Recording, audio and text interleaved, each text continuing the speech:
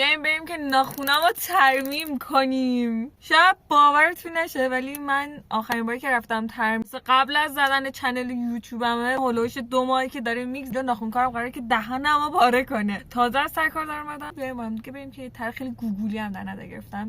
طرح خیلی خوشگله. بریم ببینیم.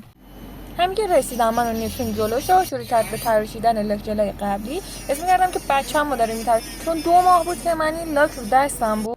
خیلی اصرار داشتم که قد ناخونمو همین نگه داره و اصلا کوتاش نکنه چون عاشق ناخونای بلندم. اینجا داشت موادو میذاشت، اینجا موادو گذاشته ولی شروع کرد دوباره ساهن کشیدن.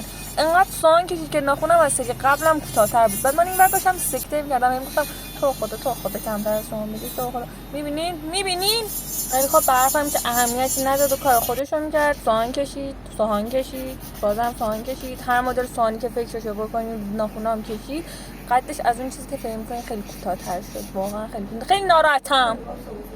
ببینین هم دیگه آخرشه، لاکمو زده و داشتیم انتخاب میکردیم که بین ساده و شان کدومو بزنیم که من همون ساده رو انتخاب کردم. شان اونقدر چیزا نیست و تر هم دیگه انتخاب نکردم، همین لاک ساده رو زدم.